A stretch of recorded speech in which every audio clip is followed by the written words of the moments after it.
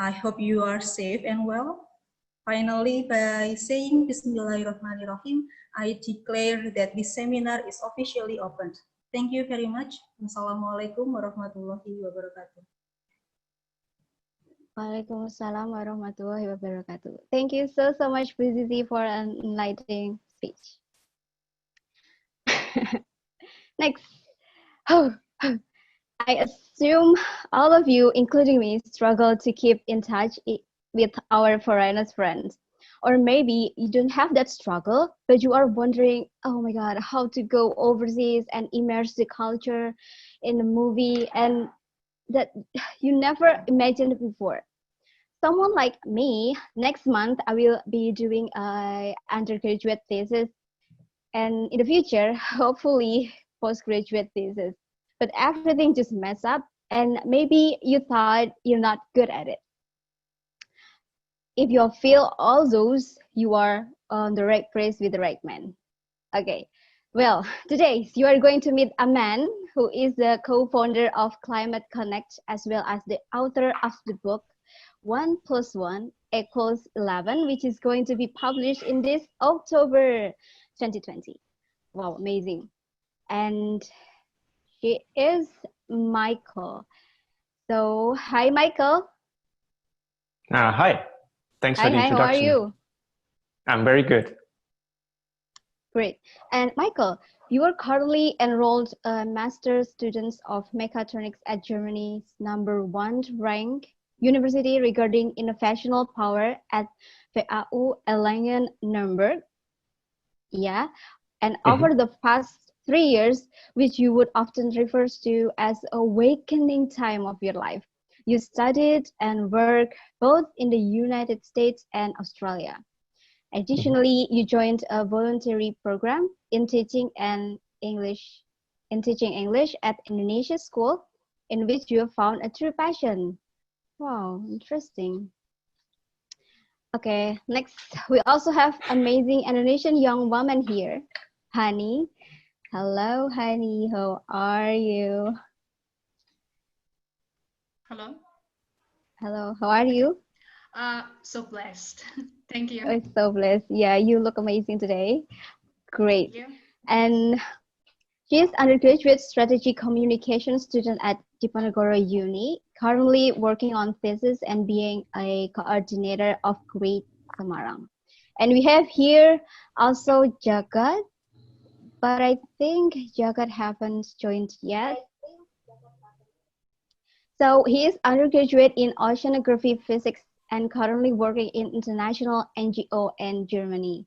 Wow, amazing. You can tell they are independent with lots of achievements. All right. Well, Michael, Hani, and Jagat, I'm so excited to have you in this seminar today. Phew, done. Ladies and gentlemen, I give you my time to Mike. Mike, where are you? Mike? I'm here, and I'm already unmuted. Right.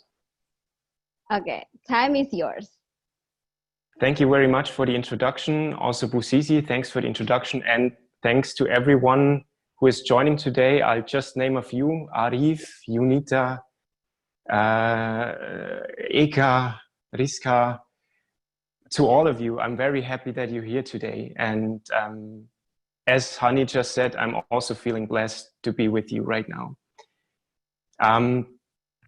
Yeah, I want to say a few things right at the beginning, 3 points just throughout the speech, throughout the whole seminar. Number one, feel free to ask questions at any time.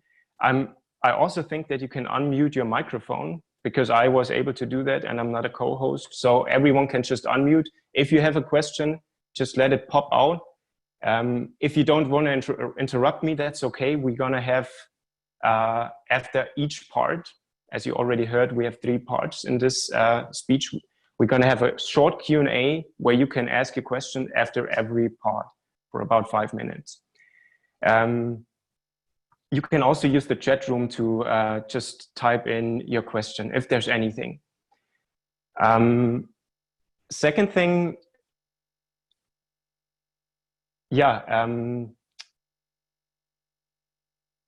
just make yourself a favor, do yourself a favor.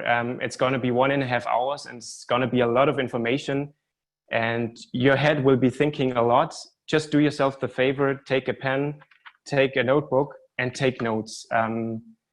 Your mind is going to be thankful for that a lot of times afterwards. And yeah, what was the last point? Exactly, the most important point. We're going to have something today in our call, which no one has ever done on a Zoom call, which will involve every one of you directly. So yeah, you can be a bit excited already. We're going to start in about 15 minutes with this activity. And I'm super excited about it already. Okay, those are the 3 points. Let's start with the first part of that seminar, which is how can I stay in contact or how can I maintain friendship with a foreigner?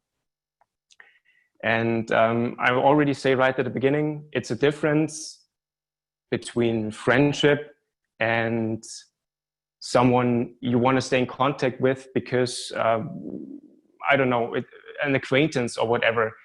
Friendship is something more valuable, I would say. And today I want to focus more about friendship because I think that's what actually counts. You want to have someone who is there for you if you're in trouble, someone you can ask for a problem, and someone, yeah, who picks up the phone actually when you call them. And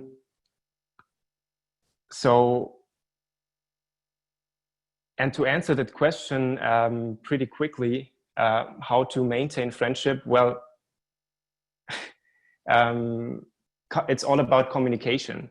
And if your foreign friend is not able to speak your mother tongue, there's just one option left.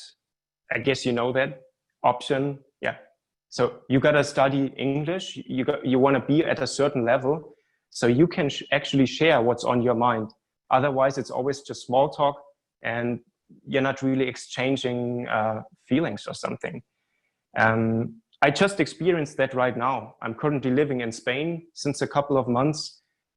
I was not focusing on learning the language, but as I am a Christian, I go to church every week. And guess what? Yeah, no one speaks English here.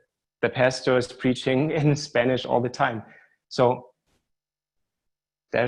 even though this guy is 10 times more than me. So he's like making a theater on the stage. He's running up and down. He's showing emotions and all that stuff. And still I'm not getting anything because I don't understand the language. Language is crucial. That's the first preliminary if you want to maintain a true relationship or a friendship with a foreigner. Second thing is, which is actually trivial, because just think of yourself. You try to be in touch with that guy or with that person or with your friends because they give you something, because they somehow enrich your life. They make it more colorful. They help you out with problems. They give you inspiration. That's why you want to stay in contact with them. And if you want to stay in contact with a foreigner, it's the same play.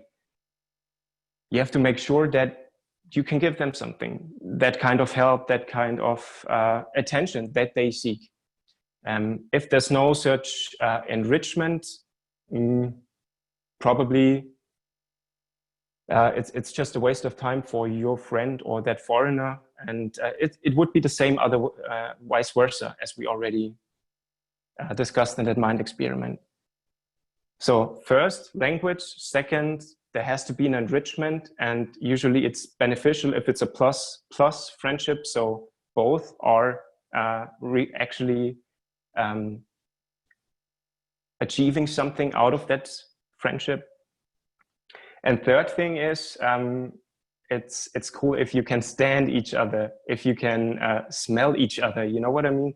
If you're somehow on the same level, if you share some values, if you share the same interests, the same hobbies. That's, of course, if you don't have anything to talk about, or if your minds are so different, that means that your friend is talking, you don't understand what he's talking about, and then you say something and you realize the answer he's giving is not related to my question at all. So there's these kind of communication problems. Yeah, so these are the three preliminaries for every friendship: language, enrichment, and kind of a same level. You don't have to be equal, would be boring, but some similarities. And the best similarities that you could actually have is not on a value system or anything, but it would be shared experiences. So you're already in a very good position if you know that foreigner through real life experiences. Maybe you hanged out together, you hung out together, or you went on a walk, went on a hike, had a conversation in real life, shared emotions. That's the best foundation you can actually want to have something to maintain. Just think about a car. You can only maintain a car if you possess a car. Okay. Yeah.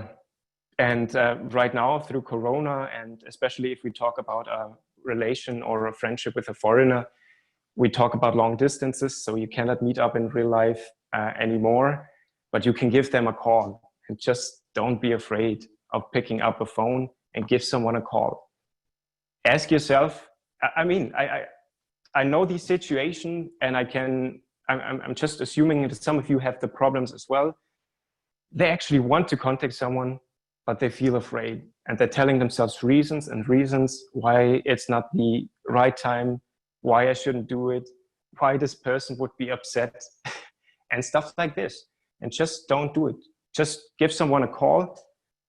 There's not even a worse thing or a bad thing that could happen. There's nothing. If any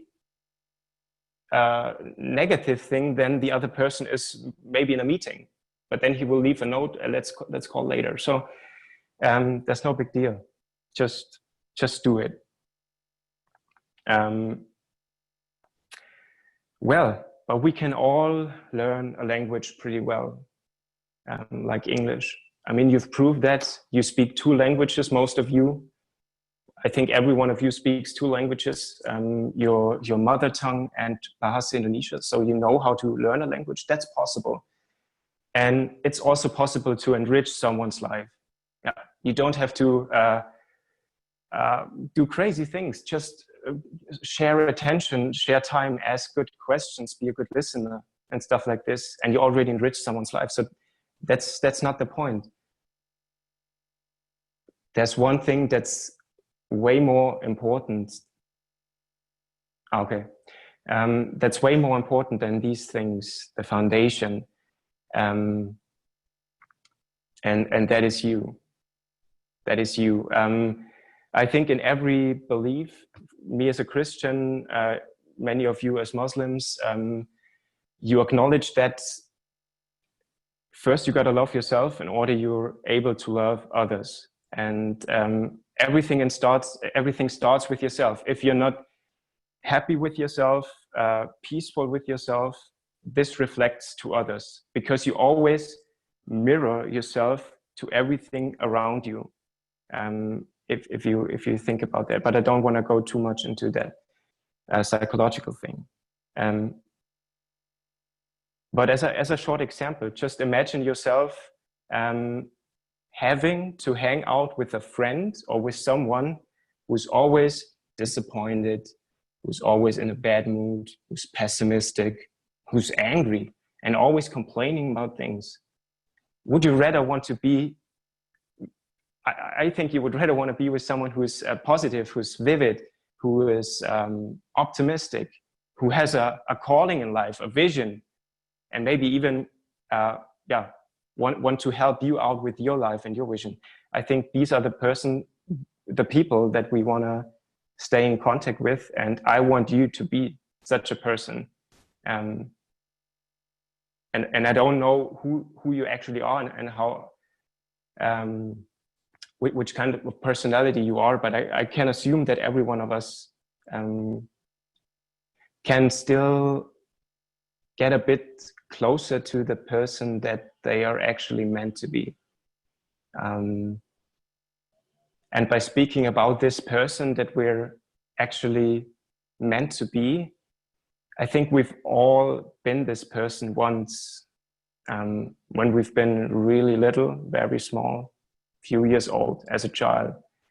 We've still been ourselves, but then we got a lot of influences from parents, from the society. People were telling us, you have to be like this, you have to be like that, and they didn't know us well. They didn't. So we pushed ourselves into a role. We put on a mask, but this is not us. And now we come to the point, as I said at the beginning, the third point, we're gonna have this interesting and probably unusual thing coming up, this activity. We're gonna make a meditation. And it's about finding that inner child again and starting to love that again.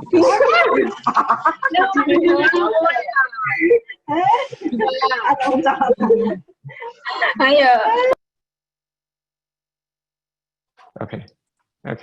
At least we are in charge here. We can just mute. I mean, I'm here at the computer. I saw that.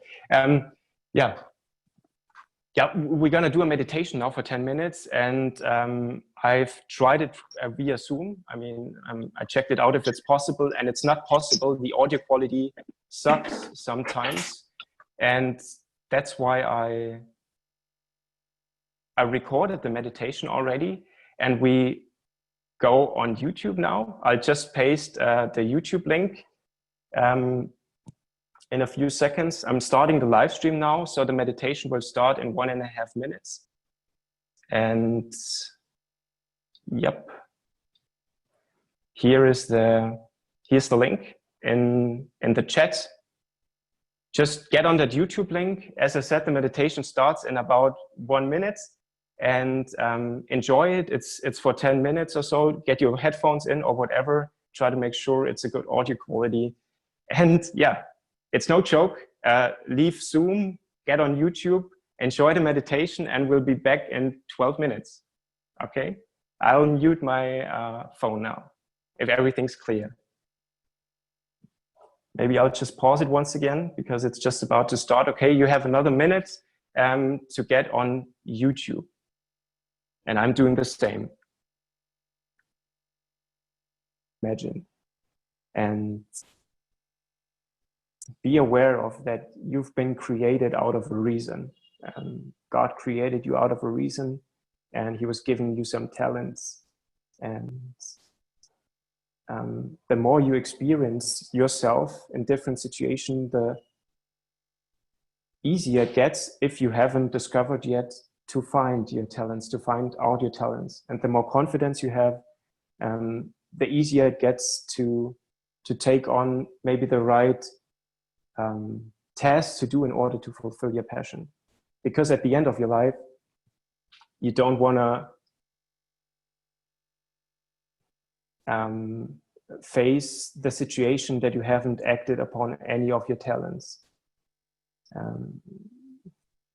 Yeah,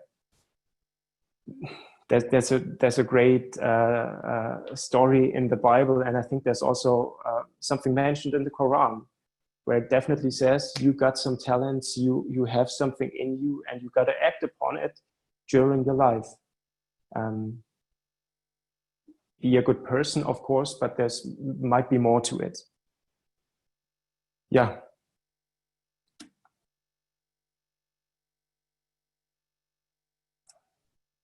Carpe diem. Remember that you will die someday. Maybe it's getting too deep now, but I just want to say that last thing.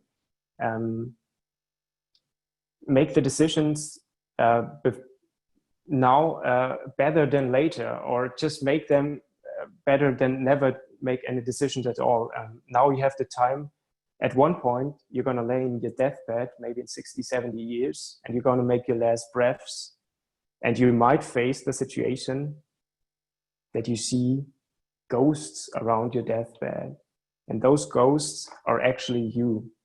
They just looked at, they were different things, because these ghosts are the versions of yourself that you could have been if you've made those decisions that you didn't make because you were afraid, because you said, I just want to stay in my comfort zone and all these things. At the end of our life, we usually face these situations and we regret things that we haven't done. So feel encouraged to do things, and it's never too late. Don't take, for example, your age as an excuse, or your skin color, or your gender, or whatever. There's no excuse in this life. You have a calling and you want to act upon that.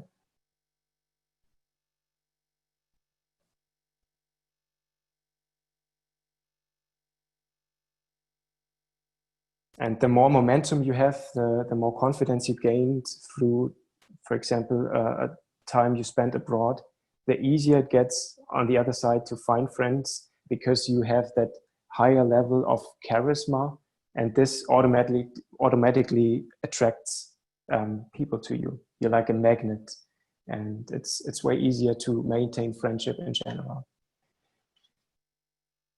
Okay, that's just some basic information and some things you can think of.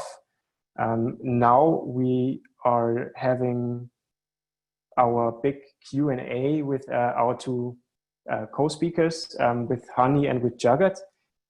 And yeah, I'm just asking a few questions to both of them. And I want to start with Hani. And there's one thing about Hani you don't know. I mean, there's a lot of things you don't know and a lot of things I don't know. But I want to tell you a story, how amazing she is. Not a long time ago, she was leading a work team, and the whole work team was from Japan. So they were all speaking Japanese. The funny thing, no one spoke English. I don't know why they sent a team abroad that doesn't speak English at all. Anyway, that was the case. And of course, Hani didn't speak Japanese, because why would she learn Japanese? It's totally difficult, by the way.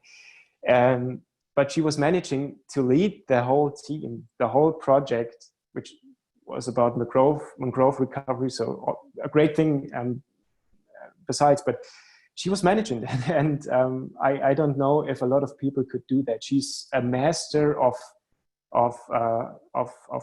body communication, of visual communication without words. She understands people, the feelings very precisely, and she can express herself in a way that it's fascinating. And you realize that once you talk to her, and especially when she's on stage. She's moderating several events in the past. I've also experienced that. Hani, I'm very happy to have you here. How are you doing?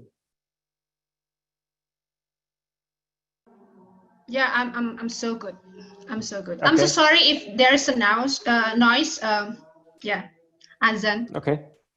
So at the beginning, when we were still waiting that this event would start, have you been singing? I think I saw you singing. Yeah, worship song. Worship. Okay, I thought so. Oh, okay. Sorry. So Hani, as you know, and also Jagat, they both went abroad in the past, and Hani was going to Europe, to Portugal. Are your parents rich? No. Rich parents? No, they are not. Okay, no. Okay. No. Okay, that's good information, because I think a lot of people think you have to have a lot of money to finance that. So how was that working for you? How did you make that financially?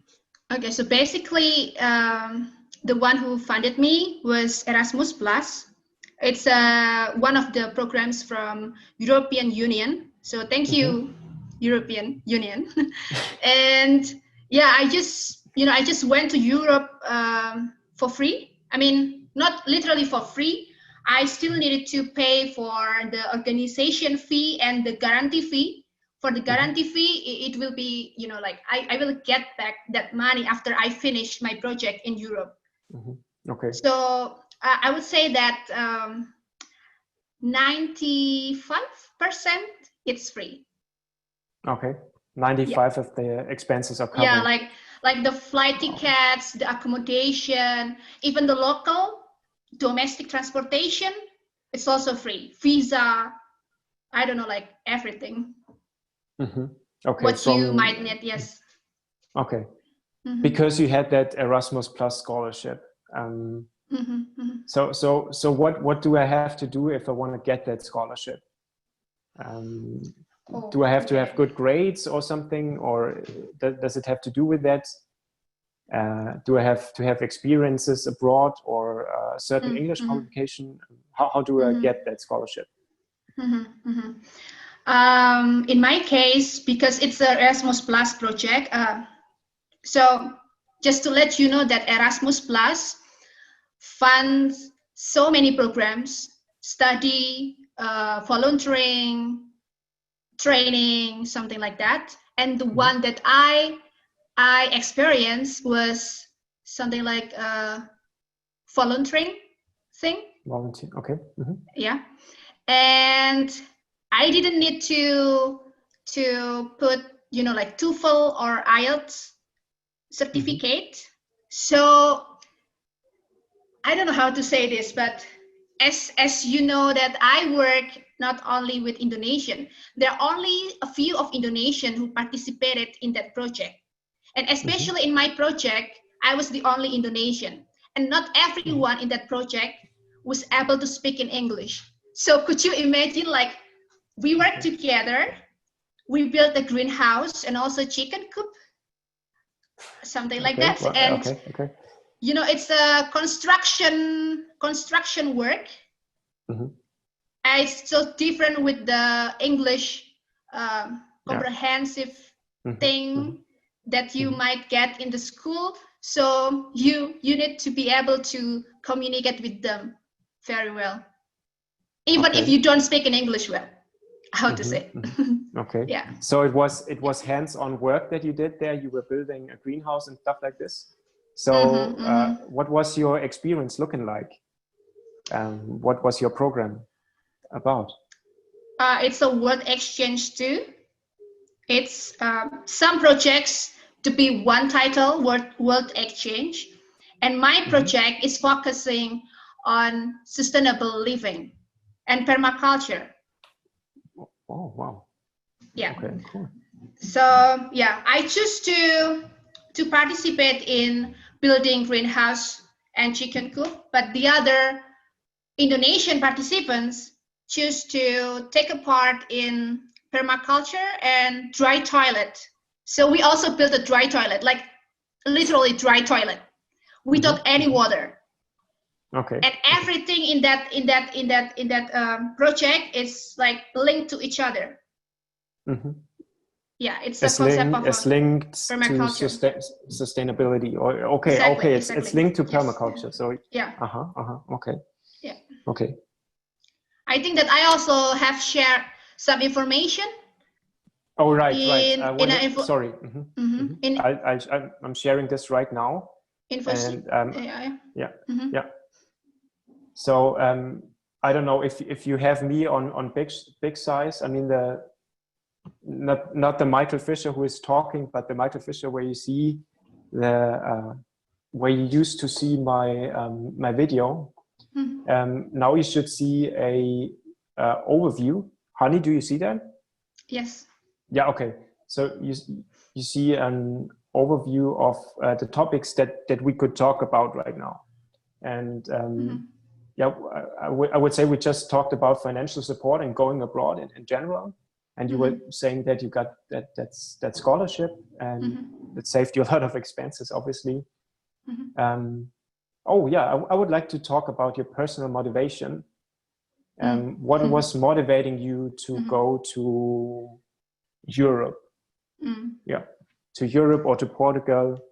Okay. Was it rather coincidence? Would you have gone wherever? Oh, okay. Long story short, I've been wanting to go abroad to Europe since I was in high school. Actually, I wanted to study in Germany, but then my dad was like, no, you're still a kid. Don't go abroad, something like that. But I keep trying and convincing my dad. And then finally, yeah, I got a chance to go to Europe. My deep personal motivation is I want to see the world. I want to see how people see the world. I want to exchange ideas. I want to get to know more things, you know, like I'm so curious about everything. So yeah. That's my. So I like that fact that you're not traveling the world just for the sake of traveling, but to see it with different eyes afterwards. I mean, you said you want to see how other people see the world, and I mean that shapes the way you see the world. That's a very noble reason why you went abroad. But just for anyone, I mean, you don't have to have this noble kind of reason to go abroad. If you feel a drive to it, just do it. Just do it, and find a way and do it. And how did it change you afterwards? I mean, did it change you? I learned a lot. A lot. Okay. Okay, about Western culture or about yourself, about permaculture, of course. Yeah. Okay, but technically, I learned a lot about permaculture and stuff. But culturally, I also learned a lot from diverse people. Not only when I was in Europe, but also when I was working with Japanese. Because I would like to say that it's actually related to you, what you said, that the first thing how to maintain the friendship with foreigner is to learn their language. At least you make effort to learn and to speak their language. That's true. Yeah. I personally think that when I learn any kind of languages, I also learn how they see the world, how they see things. Just trust me. When you learn English, for example, you will also learn how people who speak in English see the world and see things. When you learn Japanese, it's also like vice versa. Okay, so you say a language already transports a part of the culture because the way they form the sentence, and Yeah. Okay, yeah. On a general point of view, that might be right. Yeah, not on a personal point of view, of course. Yeah. Okay, which advice would you give? I mean, that's the last question. Okay, which advice would you give our participants when they already feel that urge to go abroad, but they just don't know how to get it started? Which advice could you give everyone right now? I think that I need to be frank in this forum. Guys, please. Okay, let's just, don't be serious to this discussion, because I can see people, your face is just so serious, like, oh, like, yeah, chill, come on, chill. We are here to share each other, I also learn from you, maybe you can learn from me. So we learn from each other, okay? So what I would like to suggest you guys, don't be lazy to find the opportunities. There are so many programs on the internet. And you can also find that opportunity through your link, your friendship. Maybe your friends, your colleagues, your lecturer, or maybe I think that in university, every university, there is an international office. You can also find out from there. Just start, just find a way. If you just I'm sorry to say, but if you just oh, I want to go abroad, I want to get a scholarship, but you do nothing, then it's impossible to get there. So just try to find out, make effort. And I think that I saw some questions here.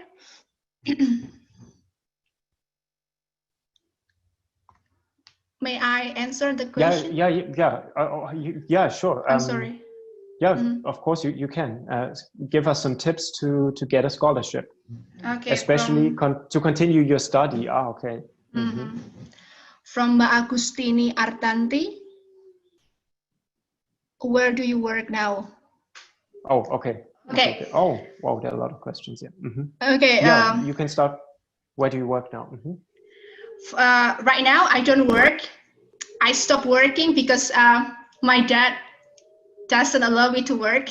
So I just stay in, you know, during this outbreak, Corona outbreak. And I used to work in some fields, anything I can do as long as I get money, but also as long as it's halal, you know. And what else? Oh, related to Erasmus Plus project. When I was in Portugal, I worked with the other 39 participants from some countries, from Estonia, Estonia, Italy, Portugal, Macau, Cambodia, Thailand,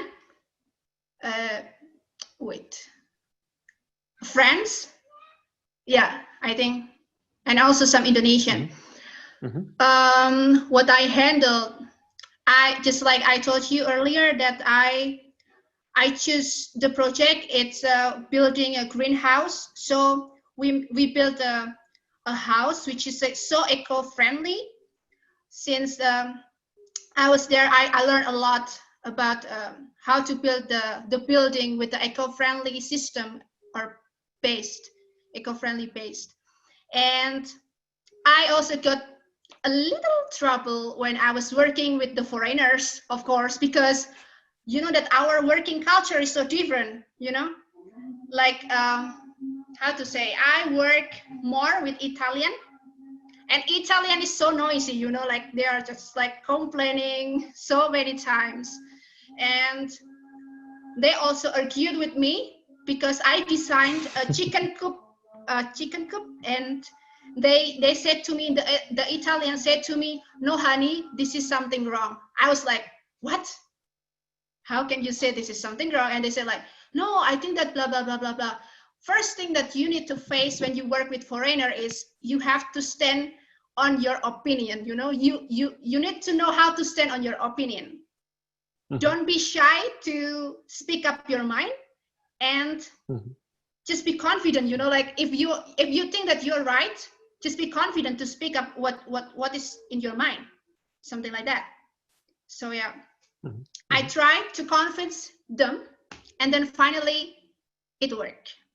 They just didn't know that I've been learning a lot from my grandfather, because my grandfather used to be a chicken farmer.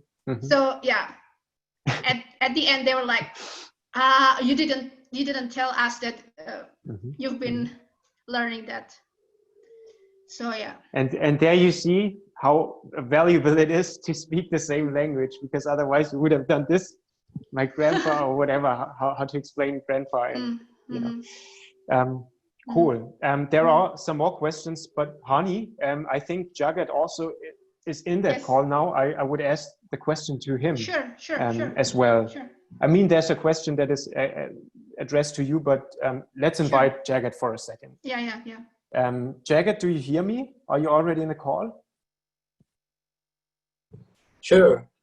Hello, okay. guys. Oh, you're in San Francisco. Okay, in the Bay Area. Cool. Yeah. So a few words to Jagat.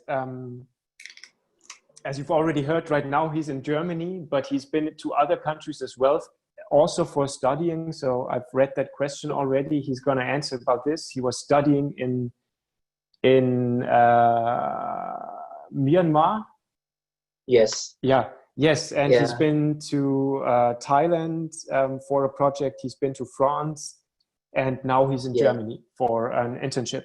And he's probably the most open-minded Indonesian I know. He's doing basically everything at once. He's a decision maker. He's a man of action. And I'm pretty sure he's someone who's going to achieve great things in his life.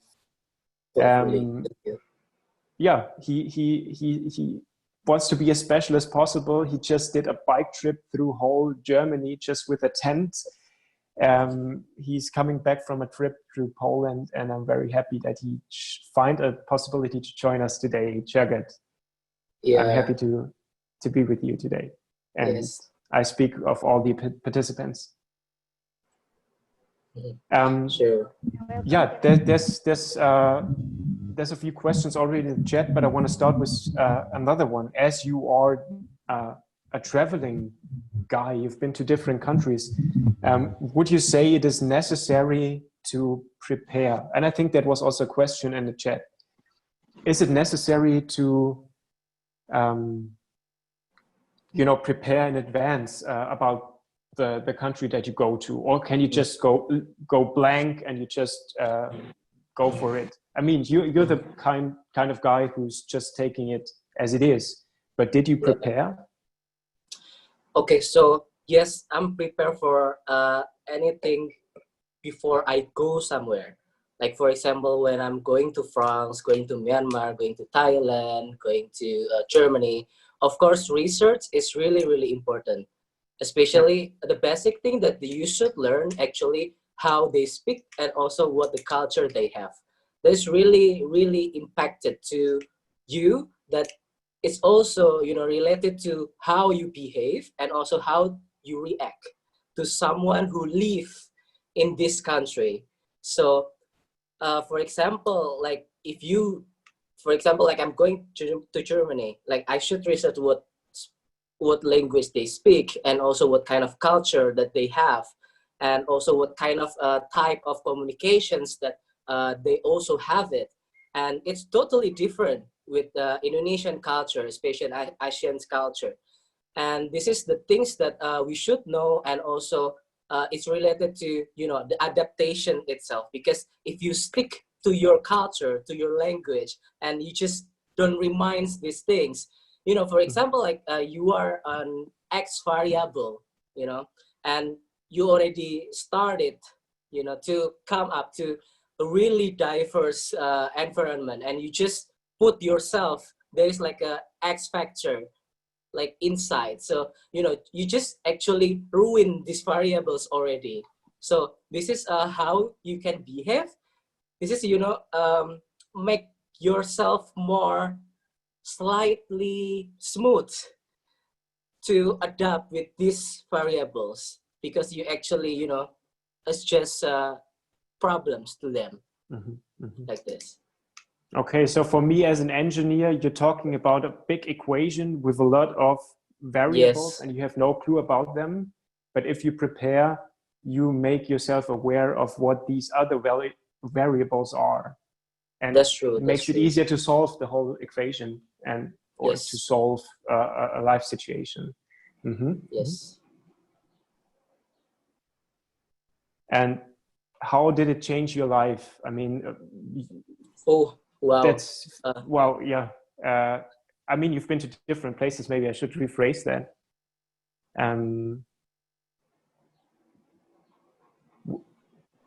You've started traveling a few years ago, I guess, because now you're in Germany and you also studied. So since 3 years, which path have you been taking in your personal transformation? My personal transformations is really, really a lot of things. Because I came from Semarang. It's like a small city in this kind of world. And at that time, Semarang is not really crowded place. It's not really developed enough. When I was like 15 and then 17, that kind of stuff. And when I saw, when I learned as well about different cultures, different kind of communications, it's totally changing me a lot, because it's just, it's like blow your mind, because, there is like another things that you don't know. And this is in the part of the world, and this is something interesting for you to somehow a bit tricky, but then, well, this is something that I don't know before, that it's really actually makes sense, because like I said before, that if you stick to your culture, to your type of communication, it will just crush yourself. But then if you try to learn something and also to, to show another type of the world, and it just, you can just suddenly turn out 180 degrees. So this is also make me, open my mind and how to respect the others, and also how I should behave if I saw this kind of people. Because actually I can make a group of people that, okay, if I meet this kind of people, so I know that I should behave like this. And if I saw that, oh, this kind of people, this kind of group, so I should behave like this. So this is actually helped me a lot to blend with the society. Okay.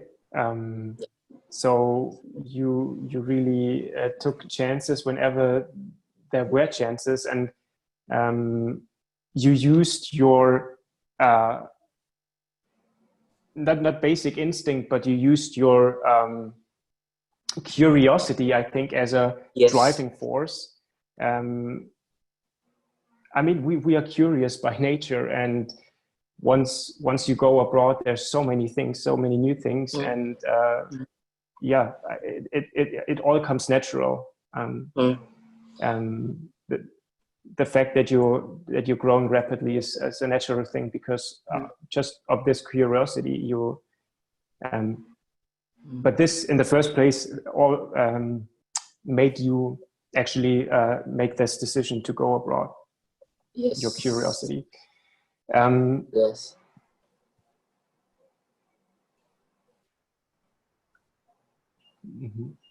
Okay. There was another question that I wanted to ask you. Is there an impression we should give to our foreign friends, or just an ordinary friendship? So when you go abroad, is there some? Do you wear batik clothes all the time? Do you behave Indonesian just to give everyone the impression, okay, I'm Indonesian, and they should know about my culture? Maybe this is something what this question addresses to. Did you really show off that you're Indonesian? Or how could you answer that question? Like as I said before, that when you enter like a really new environment, and you are just another variable of this society, it means that you are a foreign variables, and that is somehow it's a ruin this environments already. So you can be proud of yourself, and you can be like show off to something, but it's not really, it's not, you cannot just too much. You can show off, you can really confidence with it, but then but this is also somehow, I think that if at the time when I was in Myanmar and also Thailand, they really wants what kind of culture you have, and what kind of clothes that you wear, that kind of stuff, and they will ask you a lot of things. But if you come to European country, it's not really, maybe they are interested, yes, but then you will people will just show you like, what kind of people, if this is suddenly I never saw this kind of clothes, and people just look at you and screening at you. And yeah, you can be proud of yourself, but it's not too much. Yes. And after all, maybe the clothes you're wearing... Different opinion, different experience. Okay. Yes. Okay, maybe you might continue first. I just wanted to say the clothes you're wearing maybe doesn't really make who you actually are, and that's why you can do it, but it's no must, of course. Yeah, of course you are proud to be who you are, and that also means you're Indonesian, but there's way more to it, all your personality. And Hani, you made different experiences in Portugal. That means you were doing traditional Javanese dance and everyone liked it. I would say that maybe between me and Jagat, we have kind of like different experiences when we are in Europe, because we have talked to each other about that, and I was like, oh really? I experienced something different. Yeah. So Yes. I think that for the first time I came to Europe, before that I was thinking like, oh, most of Europeans, they are so individual. They just like don't care about the others. And yeah, just like that, like so cold. But in fact, it's not like that. Like people are so welcome to me. They are so friendly, especially in Portugal. Even the strangers. So I don't know how to say this, but for example, one of my experience, every time I met with, I don't know, like how to say that, like waitress or locket boy or something like that, they just really helpful. Oh wow. Yeah. So I don't know, like it's different experience maybe. Yes. Like they Yeah. smile a lot. They Yeah. are so helpful, and Yeah. they ask me like, where are you from, something like that. Even I broke one of the project in the supermarket accidentally, and the cashier was so helpful, like, oh, don't worry, you don't need to pay this. Oh, no, no, no, no, I will pay this one. No, no, no, it's okay, just take the new one. Oh, thank you so much. So that's one of the experiences that I have experienced in Portugal. Some other things I also didn't pay for a train ticket. So yeah, and yeah, everything was just like so good. Yeah. Yeah. Maybe Mike, you can clarify of this kind of things, because I think that, I don't know, in Germany I never like, get someone waitress or something that, suddenly approach you and then ask you, oh, where are you from?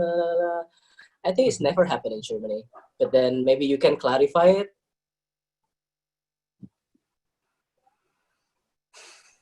Maybe in Portugal, it's rather unusual that you see foreigners, and maybe in Germany there's a lot of I mean, we have a lot of workers coming from all around the world. I mean,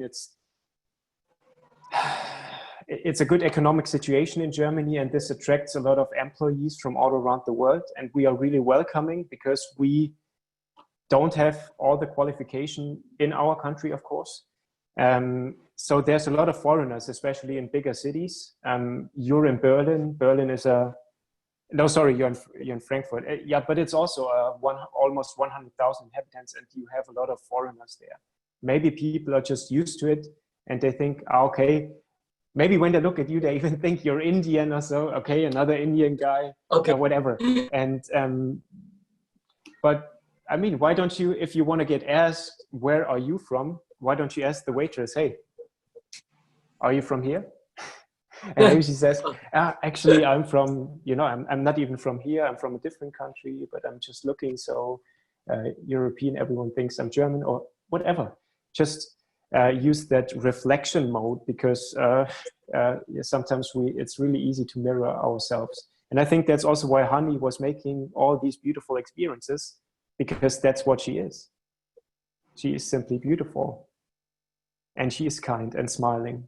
And that's why she earns a lot of respect and kindness and warming situations. Yeah. But as I said, Germans could be also a bit different to Portuguese people. Yes. Yeah. Because so many diverse people, I guess. Yeah. By the way, there's a lot of things going on right now in Germany with the demonstrations about wearing masks or putting them off. Millions of people on the streets. Very interesting. I mean, culture-changing activities going on in Germany or Central Europe right now. So, but that's another topic. But I mean, Jagat is probably experiencing that a bit. Yeah. But let's stick to the topic, going abroad. I read one question about getting a scholarship for studying. And you've been studying in Myanmar. Can you give a recommendation to make this dream come true? Okay. So before I should tell you guys what kind of scholarship that I got at the time. So this scholarship called Share Scholarship. It's funded by the European Union. This is the mission for European Union to help developing country in Southeast Asia. If you know about Erasmus program in European, and this is like a small version in Southeast Asia. And this scholarship actually only some of university who can register, because in Indonesia only, if I'm not mistaken, only 5 university can participate. First is Undip, and then UI, IPB, and then the other 2 I forgot these things. Okay. So, but they plan to expand the university who can enter. And then this scholarship, whether at that time the first batch and the second batch, you can choose either you want to study in Southeast Asia or in Europe. But then start in the third batch, fourth batch, and then fifth batch, they decide to, or you can only study in Southeast Asia countries. And the thing is, if you are not, you know, you should know that this scholarship is really based on the platform. So everything is digitalized, and everything is not written things, you know.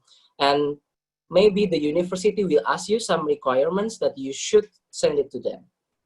So at that time, you can I can choose 4 universities. And then I got 2 letters of acceptance from Malaysia and also Myanmar. And at the time, I think that a lot of people will think that, you know, why you don't take Malaysia? Because, you know, the university in Malaysia is more good than in Myanmar, that kind of stuff.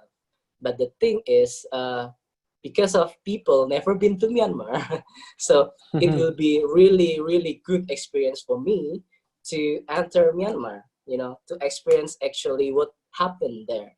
Because I think Indonesian people mostly don't know like what kind of situation that they have in Myanmar.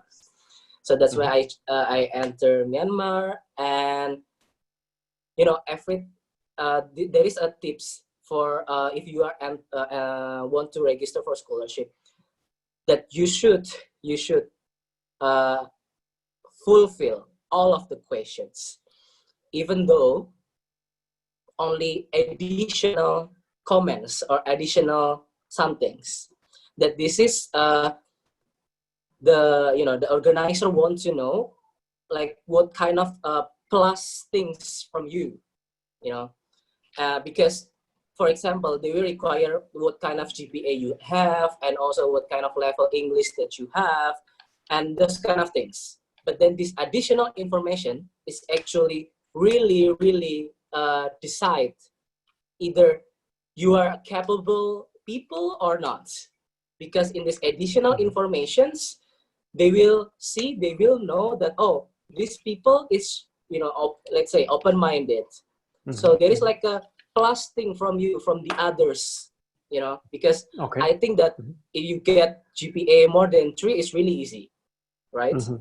And so like they want to know like what is the differences between if I choose these people and these people. So this is the role of additional informations, guys. So this is really important that you should fulfill this. So yeah. Okay, so make sure you make a difference. And as I heard it now, it's not too difficult to make a difference, because it's about your mindset. Okay, am I open-minded? Yes. That's something you can change from today. It's just a mindset thing. Are you? Yeah. So there's no skills that you have to attain, like learning a language and also having a moderate degree, current grade is fine. So, but it's about that difference that you make to others. Yeah. So it's not that hard actually to get a scholarship for. Yes, and it's not hard. That's. What was again the name of that scholarship, that European funded It's Southeast a Asian share scholarship. I think Hani already typed it in our chat group. Ah, okay, cool. Thanks, Hani. Yes, these things. And it's really helpful, guys, because Share, this scholarship is provide everything, like your accommodations, your monthly money, and book, and also lessons, this kind of things they already provided, like a fully funded. So I come with nothing. Okay, you came with nothing and you left with everything. And you stayed there for 6 months, right? For one semester? Yes, it's like one semester. And okay, did you try? And also, like, just be confident to apply scholarship, even though it's a different major that you will take. Because at the time, my major is oceanography, but then I took industrial chemistry for my major in Myanmar, and it was fine. It was okay. It's really good, to be honest. Okay. Cool. So yeah, why not? Why not?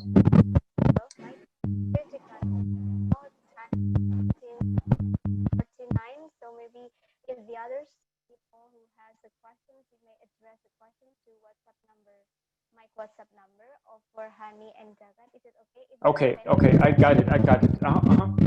Okay, thanks. So the audio quality is really bad. I don't know why, but I get it. We got to move on with that webinar now. And if you have additional questions,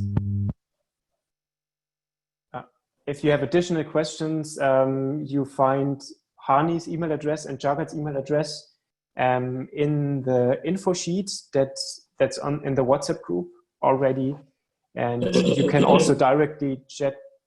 You can also directly chat with them right now. Just start a private chat here in Zoom. Just text them, give them ask for the email address if you don't, if you shouldn't have that info sheet available. Yeah, okay. But maybe one last thing that I still want to ask, because we haven't spoken about this.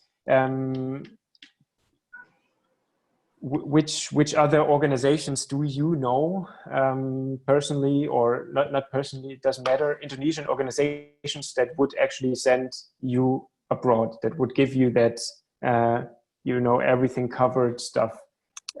What's the organizations that you could contact? If you don't want to go studying abroad, but you want to do a project like Hani did, for example. So maybe Hani, you're gonna answer that question. Which other opportunities do you see to go abroad? Or maybe can you make it a bit more clear? Okay, I will make it to be more concrete, okay?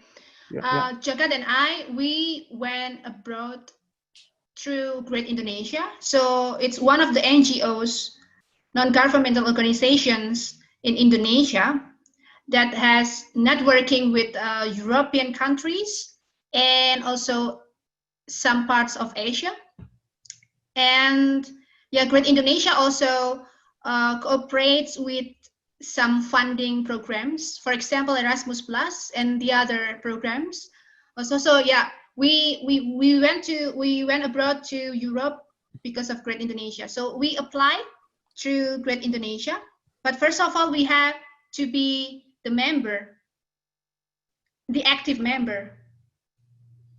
So yeah, so many volunteering opportunities abroad that you could find in Great Indonesia.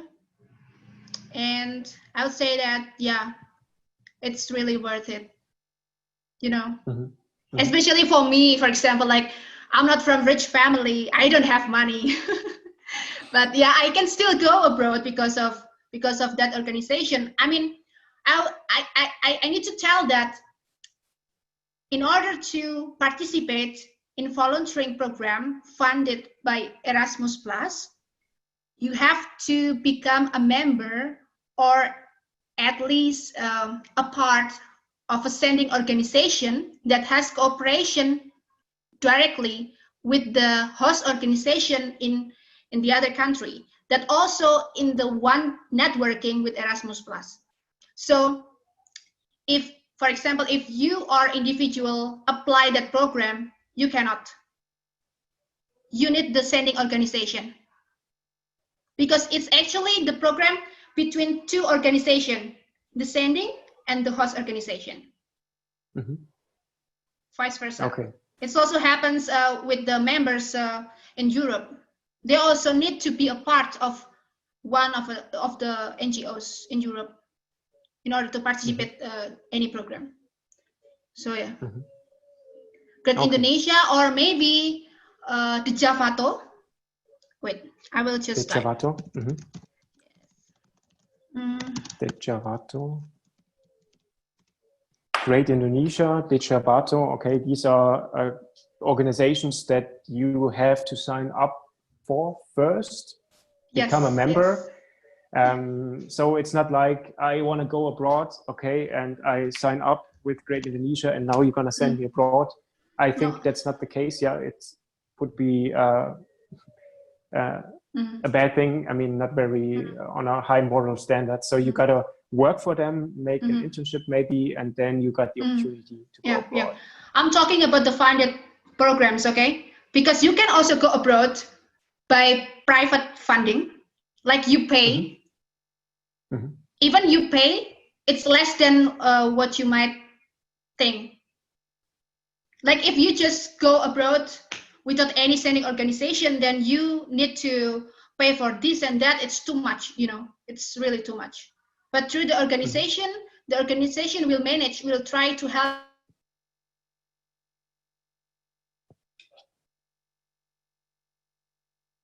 Is Honey stuck right now? Or is that just... Yes, it's freezing. Honey stuck. Okay. Okay, then let me just share that slide again with you. I hope you see that. Just emphasize once again on the topics that we were discussing with Hani and Jagat. I mean, we didn't really talk about culture shock, but learning language was a big topic. Financial support, personal experience, what was part of the discussion, diverse friendship is something that gets along, and what's your personal motivation. If you have any additional question to these topics or further beyond, whatever, just get in contact with Jagat or Hani whenever you want. You got their contact information. Yeah, sure. And, yeah.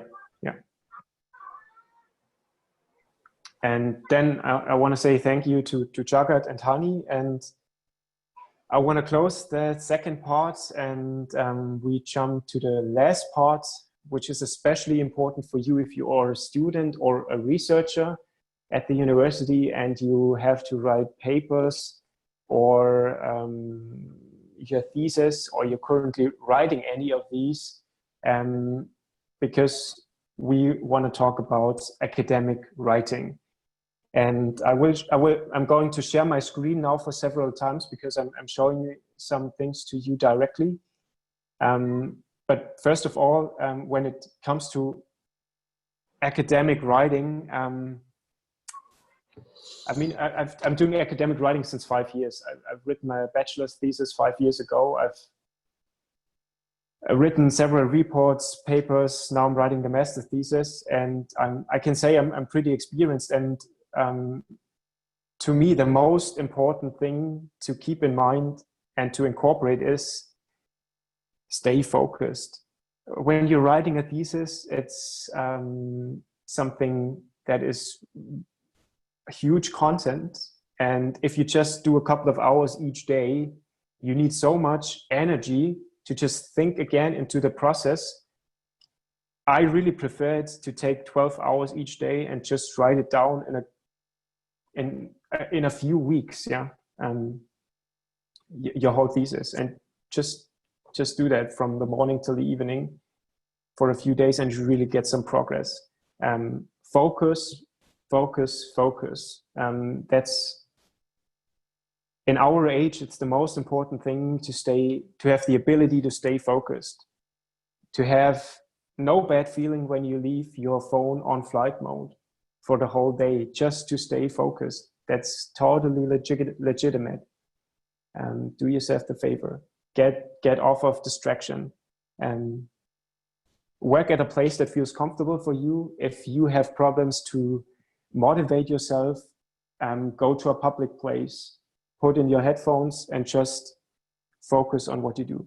A library or a cafe is places that I usually go to in order to be in the right mood for working on my thesis. And I mean, it could be that you write your thesis in Bahasa Indonesia, but I want to focus now on English writing. And I can imagine that it's difficult. It's difficult for me. I mean, I have no problem to speak in English, but writing on a high academic quality level is difficult. That's not something that's given to us by nature. But what I'm doing is I'll Google for a list of phrases that I can use. And there's, for example, a PDF that I'm just opening that right now and share it with you with plenty of pages, and they show you, here, that's where we are, okay. And they show you a lot of opportunities of phrases that you can use for each section of your thesis. So that's a document. I'll share it with you in the WhatsApp group afterwards, but you can also just download it. It's for free. And as you can see, you get different expressions for your abstract, for introduction, whatever, results, discussion, conclusions. And when you scroll down, here, no, that's not where it starts. Here it starts for when you say, why is my topic important? You got several elements how you can start a sentence. And what I would do if I'm writing about the discussion part or the results part, I just write down some of these notes on a notebook right next to me. And when I'm writing, I'm just looking on that notebook. That phrase sounds nice right now. I just take it. And that's how I can continue my flow of writing. And besides already making sure that it's a good language that I'm choosing. As I said, I am going to share that later. If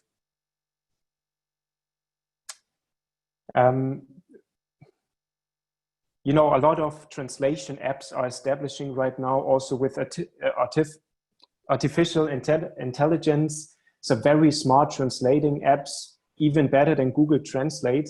And this can also help you. I shouldn't emphasize on this too much because I want you to learn English.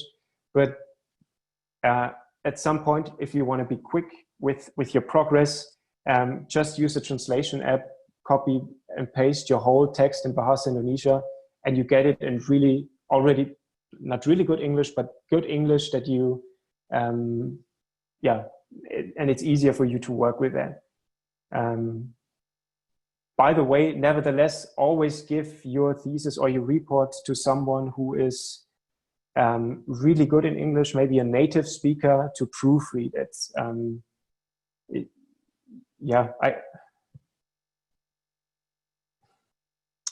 Find someone. I mean, if I can also help you, I cannot proofread all your reports now, but I mean, I can look over it if you are about to finish something in English and you need someone to proofread it. I can also offer my help, but I think your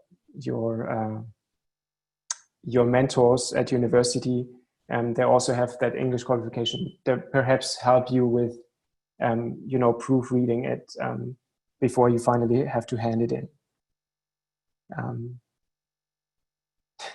And when you write a thesis, not just when you write a thesis, but there's one big tip that I want to give you. It's my personal feature to stay to keep up with my work. The most amazing feature, I found it out a couple of years ago, and I'm using it almost on a daily basis. And that is You don't have to have a good microphone or whatever. Just take your phone and make a recording. What do I mean with making a recording? Yeah, look,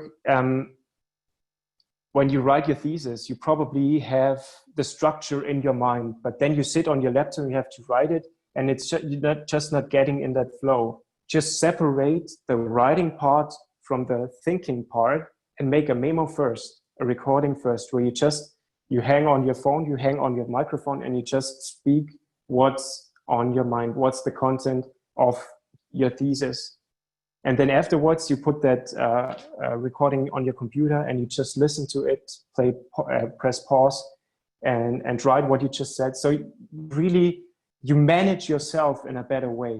In the end, you're more efficient, you get more things done, and you really got the things on paper that you have in your mind. You don't lose out on anything.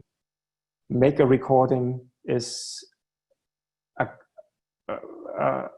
the biggest advice that you hear today in order to be productive and to achieve things. So I want to show you now some examples of mine when I write my thesis, how that looks like.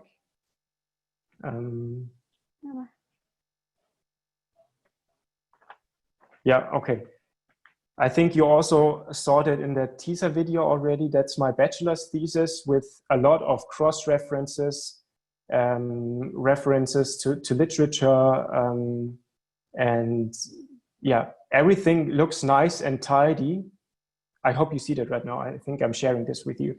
And that's not written with any software like Word or so. That's written with LaTeX, L-A-T-E-X.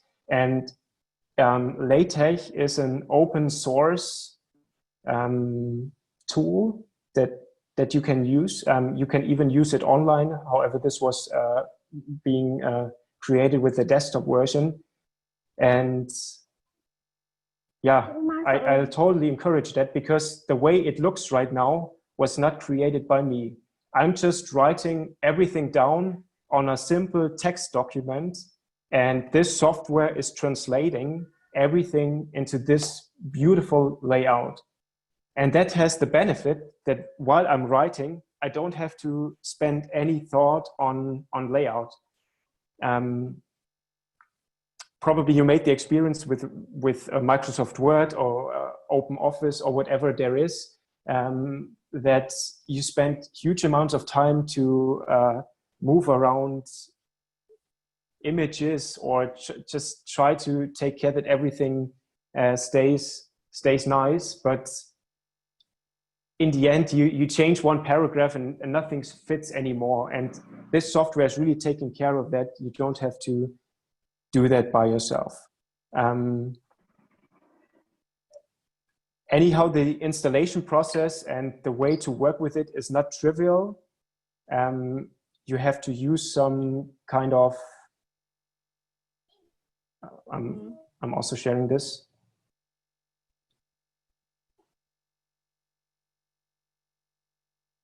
Yeah, that's LaTeX, that's how it's being written. And when you write your thesis, what's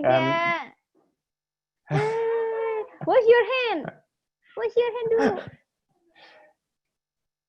Sorry, okay, she's muted. Yeah, you have to use commands like this. For example, when you declare a new chapter of your thesis, you have to write the title of the chapter in a certain command so that LaTeX knows, okay, that's a new chapter. And you have a few of these commands that you, at a certain point, you get familiar with them. But yeah, that's everything you gotta know. And in the end, the software compiles this code, but it's not a real code. Actually, it's not like a programming language. It's way easier. We'll create that PDF that you see here. And yeah, I think you have great benefits. You can actually write until the very last minute, because all you got to do is hit the compile button and you have your thesis or your report up to date. And everything, you will always know that everything looks nice. so that's a big, also a big tool that I wanted to share with you. And I mean, you're studying at different universities. No, wait, sorry. You're all from Stein, of course. But I want to share how I do literature research, because I think it's not clear to everyone where to find good resources and how to manage references and all that stuff. And I just want to show you a few websites that are really helpful for getting the information, also to download books and stuff like this. So let me just open my browser for you. So what I usually use for doing my research is simply Google Scholar, because I found out that they find everything that you would find on other platforms. So my thesis right now is about heliostat orientation, doesn't matter. And I get all these results. What I usually do is, hey, I just want to see, take a look on the most recent research. So I could do just show me the results that have been published since 2019. And then, yeah, I just open one of these files. Sometimes you can already download it. At least you can read the summary of the paper all the time. And when you like this, and if you want to reference that in your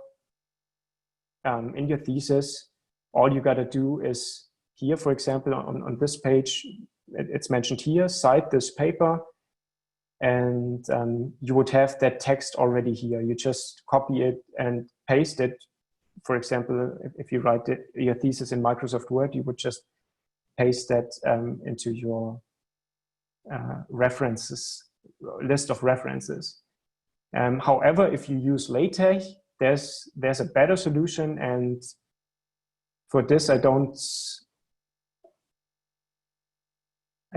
see that button here, but you can switch back to Google Scholar, because down here, you also have that cite button. And when you click on that, yeah, you can choose BibTeX, which is the referencing system that's related to LaTeX. Now you see that with the TEX at the end. And you just download that, or it opens here. And that's the code that you have to paste into your references list. Now this is getting too far into the topic. I don't want to talk about this. There are tutorials out there that you can watch, and they show you how to do this precisely.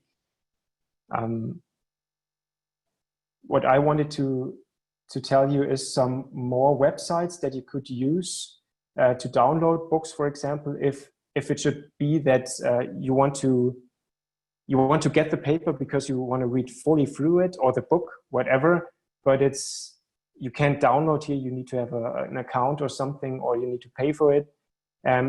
You could go on a website that is called, now you don't see it anymore. Now you should see it. Yeah, now it's book4u.org, where you can download any book. Yeah, here you see a lot of motivational stuff and how to learn Python in one day. You just click on that and you can download the books for free. Yeah, for free. It's probably illegal, but I still want to share it for you, because sometimes you just want to have that book and you don't care if it's illegal or not. I mean, I'm downloading books from here all the time. For papers, I want to recommend another page, which is called sciencehub.tw, sce-hub.tw.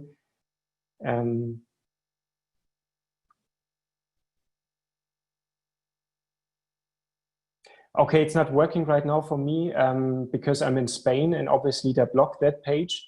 But I've talked to Hani already a few days ago. She checked all the links and they are available in Indonesia. I would have to get into a German network right now to use that. But that's a page to download papers, whatever. Just type in the name or the reference code of that paper, and you can download it for free.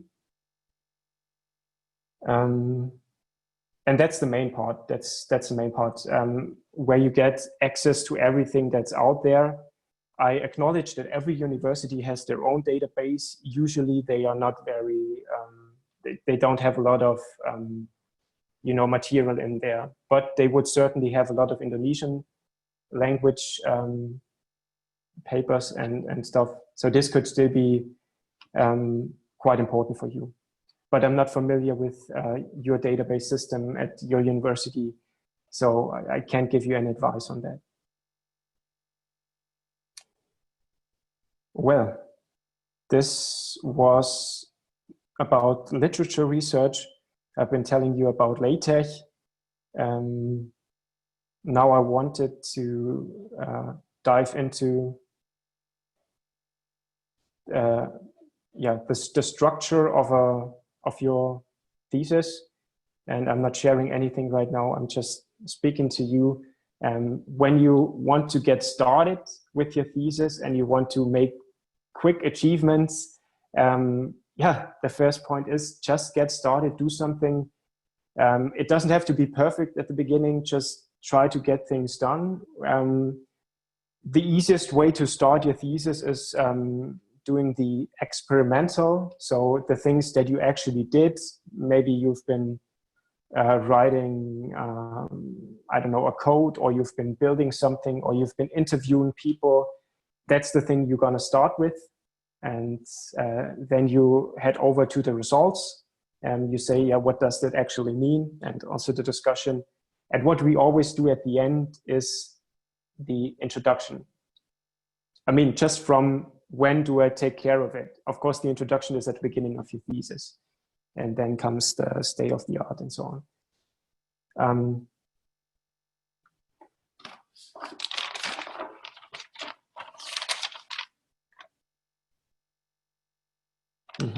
Also, always be in close communication with your mentor, with your supervisor at university. Ask them exactly what they expect, which information they want to hear and which not, because they are the ones who are going to give you a grade on that. And yeah, you just want to make sure that you fulfill the expectations perfectly. And another important aspect is, in order to create an outline for your thesis, just get some graphics together and put them maybe in a PowerPoint presentation and align them just in the same order as your thesis or your report is structured. This gives you a clear vision already. What are the aspects, or what are the contents of my thesis? And it's also a great way to communicate with your supervisor. You just show these slides with the infographics and with the figures. And you shouldn't get into trouble getting a good result for your thesis if you know how to work on it, if you know how to manage yourself, if you use the right tools like LaTeX, and if you do a good referencing, then nothing should happen. Yeah, that's all. It's over now. Yeah, that was the third part. And it's been taking way longer than expected. I'm really grateful for all of you who stayed in the call.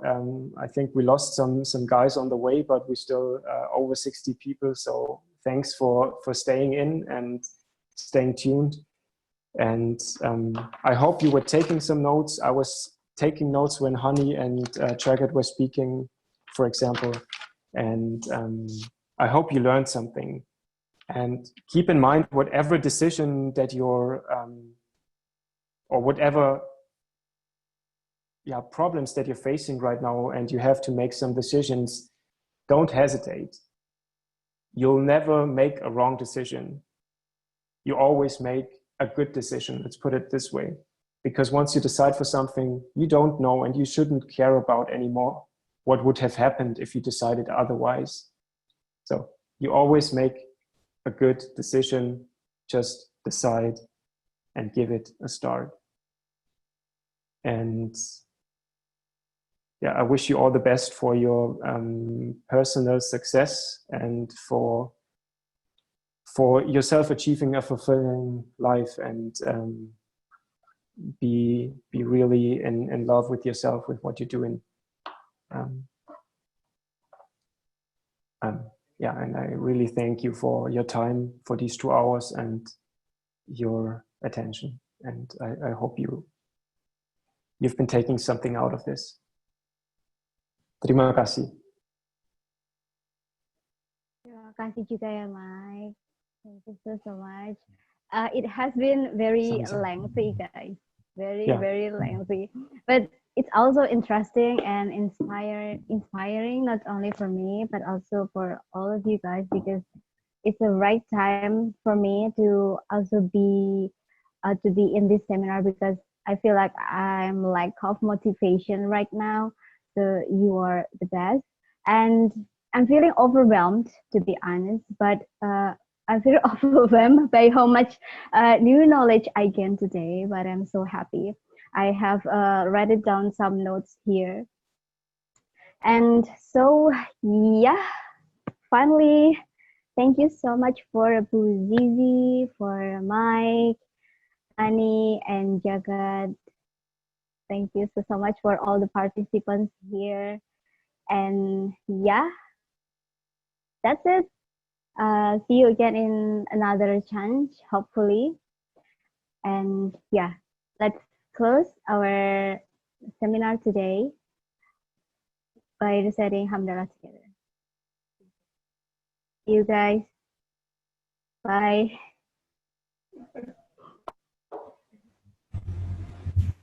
Okay, goodbye. Have a good evening. Yeah. Thank you so much. See you again. Guys. Thank you so much. Thank you. Thank you. Thank you. Thank you. Thank you. Thank you. Thank you so much. Thank you. Bye. Thank you. Bye. Oh.